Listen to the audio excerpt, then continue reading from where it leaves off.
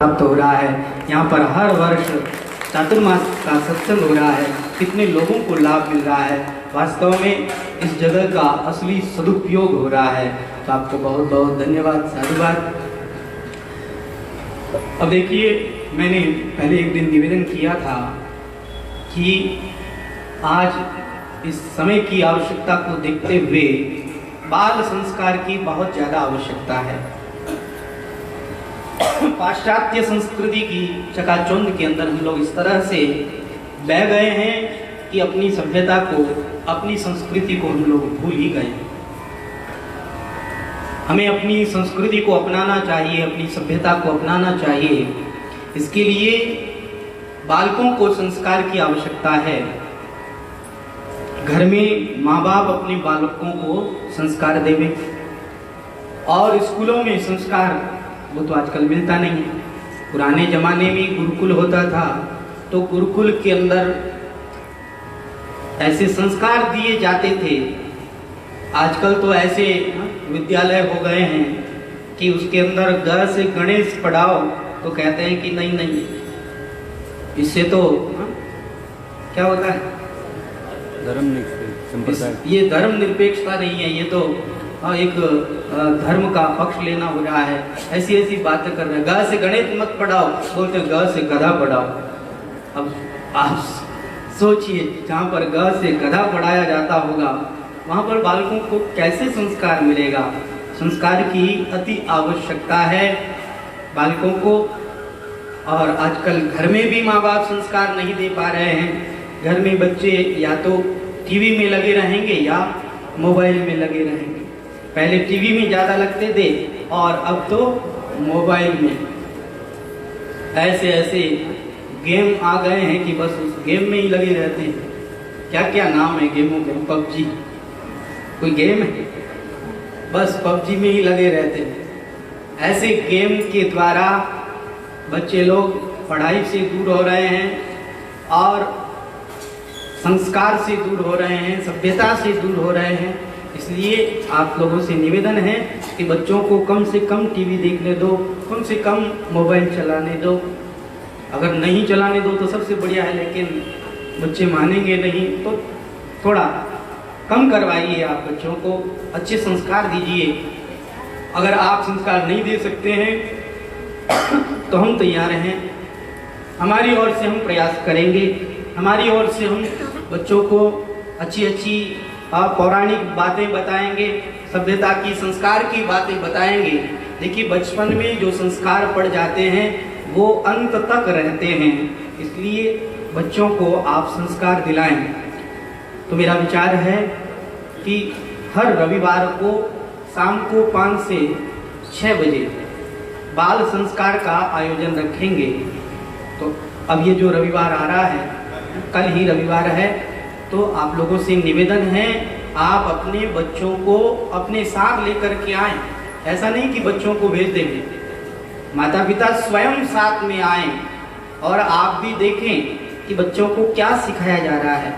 आप उन बातों को याद करें, फिर घर में जाकर के आप भी बच्चों को वो संस्कार देवें। तो माता पिता खुद अपने बच्चों को लेकर के आए ताकि आपके बच्चों में संस्कार जागृत हो, सभ्यता जागृत हो और भगवान के प्रति उनकी आस्था बने। तो रविवार को 5 से 6 बजे तक बाल संस्कार का प्रोग्राम है और बालकों को हम लोग गीता के कुछ श्लोक सिखाएंगे। हमें अपने धर्म ग्रंथों के बारे में जानकारी होनी चाहिए, धर्म ग्रंथों के श्लोक याद होने चाहिए। देखिए, भगवत गीता के 4थे अध्याय के 5 श्लोक हैं। भगवान के अवतार के 5 श्लोक हैं जिसमें भगवान ने अपनी अवतार की दिव्यता का वर्णन किया है।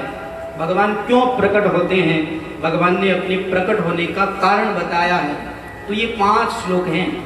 हमारे महाराज श्री से किसी ने पूछा था कि महाराज श्री ऐसा क्या करें कि जिससे वापस मानव जीवन मिल जाए, क्योंकि कभी कभी लोग भूलवश अपनी जिंदगी को ऐसे ही बिता देते हैं और फिर वो चाहते हैं कि हमें फिर मानव जीवन मिले, तो अब की बार हम भगवान का भजन करके, सत्कर्म करके भगवान को प्राप्त करें। तो महाराज श्री ने कहा कि जो व्यक्ति वापस मानव जीवन चाहता हो उसको गीता का पाठ करना चाहिए। जो गीता पाठ करने वाला है उसको वापस मानव जीवन ही मिलता है। उसे पशु योनि में नहीं जाना पड़ता, उसे 84 लाख योनियों में नहीं जाना पड़ता। और उसमें भी श्रीमद् भागवत गीता के जो 5 श्लोक हैं, पूरा भगवत गीता का पाठ नहीं कर सको तो कोई बात नहीं, केवल इन भगवत गीता के 5 श्लोकों को आप सीख लो और उनका रोज आप पाठ करो तो वापस आपको मानव जीवन ही मिलेगा। इसमें कोई संदेह नहीं है, भगवान की प्राप्ति ही होगी, इसमें कोई संदेह नहीं है। तो भगवत गीता के 5 श्लोक प्रत्येक हिंदू को याद होनी चाहिए, उनका रोज पाठ करना चाहिए। तो वो 5 श्लोक हम बालकों को सिखाएंगे और भी संस्कार की बातें बताएंगे। तो आप लोगों से निवेदन है कि माँ बाप अपने बालकों को जरूर लेकर के आए, माता पिता स्वयं साथ में आए और बालकों को लेकर के आए, जिससे बालक लोग संस्कारित हों। अब आइए इस कथा सत्र को विराम देते हुए भगवान नाम स्मरण करते हैं।